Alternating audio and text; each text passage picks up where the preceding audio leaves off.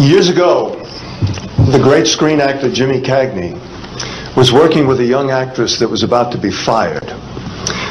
He went to the director and said, "Let me talk to her." And he walked over to the actress and he said, "Look, it's simple. You walk in the room, you plant your feet, look me in the eye, and tell the truth." The logo of the X-Files is "The truth is out there." The truth is out there. I'm going to paraphrase. The truth is in here. You're about to hear the truth. I'm an actor. My name is John Cipher.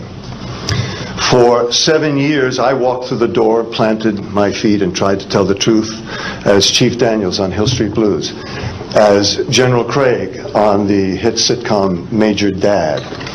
I was 2 years on Dynasty. You're on Knots Landing. I've done 5 afternoon soap operas, 12 Broadway shows, and 20 films.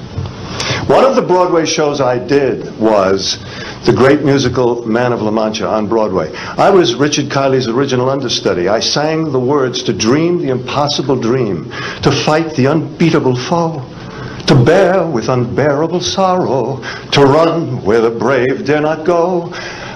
I'm here to introduce your host this morning, Dr. Steven Greer. He's a man who is running pell-mell where the brave dare not go. He was an emergency room physician. In fact, the director of emergency medicine at a major hospital in North Carolina. 3 years ago, he sat his wife and his 4 daughters down and said, "I've been doing this part-time, running after the truth, for 7 years now. Now I'm going to do it full-time." He walked away from all that money to pursue the truth. I always think of Hamlet's great line to Horatio, "There are more things between heaven and hell than are dreamed of in your philosophy, Horatio." I'm going to introduce a man who says, there are more things between heaven and hell than any of us have accepted. And I have the witnesses and the documents to prove it. Ladies and gentlemen, Dr. Steven Greer.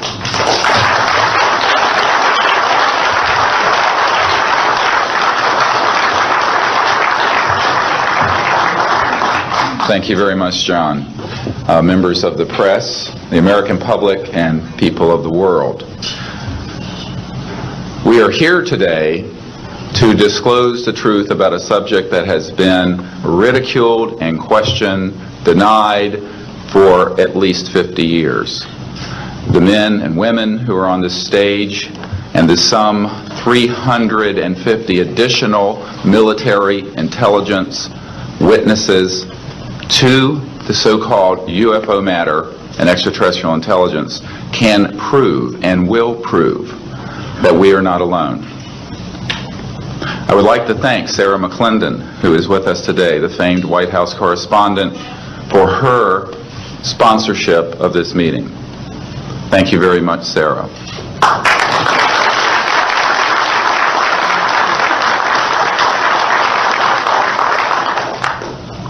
In 1993, a group of military advisors to this project and I met out in the countryside in Virginia. And we decided that it was time for civilians, military, intelligence, and other people to come together to disclose the truth about the subject which is called UFOs. Since that time, I have personally briefed a sitting Director of Central Intelligence, James Woolsey, President Clinton's first CIA director. I have personally briefed the head of the Defense Intelligence Agency, the head of Intelligence Joint Staff, members of the Senate Intelligence Committee, many members of Congress, members of the European leadership, the Japanese cabinet, and others. And what I have found is that none of them are surprised that this is true, but they are uniformly horrified that they have not had access to these projects. We can establish through these witnesses whom we have identified, which now number over 400, and these are people who have been inside the CIA, NSA, NRO, Air Force, Navy, Marines, Army, all divisions of the intelligence and military community, as well as corporate witnesses, contractors to the government. And these are folks who have been involved in so-called black budget or covert unacknowledged projects. These unacknowledged special access projects are taking in at least $40 to $80 billion per year. And they are sitting on technologies that can change the world forever. The reason we are coming forward now is that we are asking for the U.S. Congress and for President Bush to move towards an official inquiry and disclosure on this subject. It has the most profound implications for the human future, for the U.S. national security, and for world peace. Specifically, technologies connected to UFO and extraterrestrial vehicles, if declassified and used for peaceful energy generation and propulsion, would solve the looming energy crisis definitively, would end global warming, would correct the environmental challenges that the Earth is facing. It is also critical that we begin to debate as a society the propriety of placing weapons in space. If indeed, as we can prove, it is true that we are not alone and that space is territory which we are sharing with other civilizations, it could be a very imprudent, destabilizing thing to place weapons in space. This is not being debated because it is off the national and international radar screens. It needs to be placed on it, and we are here today to do it.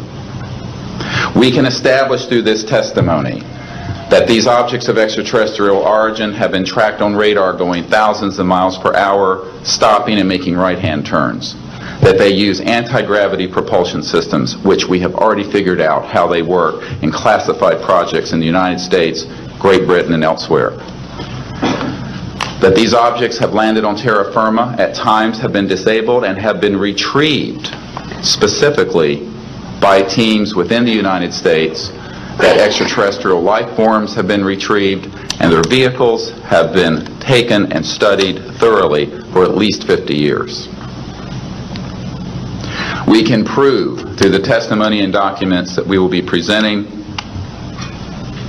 that this subject has been hidden from members of Congress and at least 2 administrations that we are aware of, presidential administrations, and that the Constitution of the United States has been subverted by the growing power of these classified projects, and that this is a danger to the national security.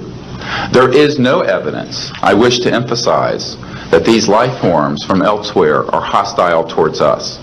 But there is a great deal of evidence that they are concerned with our hostility. There are times when they have neutralized or rendered inert the launch capabilities of intercontinental ballistic missiles. Witnesses here today will describe those events to you. They have shown clearly that they do not want us to weaponize space, and yet we are proceeding down that dangerous path. And it will be established that these projects, because they have not been supervised properly by the Congress, by the U.S. President, by the international community, have become a threat to the national security.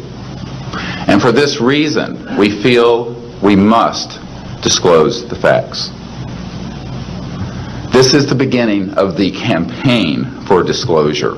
And in a memo that I wrote to President Bush last week, I've stated that this campaign will persist until our goals are met, and they are as follows. That we have open, honest hearings on the subject in the U.S. Congress. That there be a permanent ban on the weaponization of space or the targeting of any objects of extraterrestrial origin. That there be a full and complete study of classified technologies connected to this subject to see how they could be properly declassified and applied for peaceful energy generation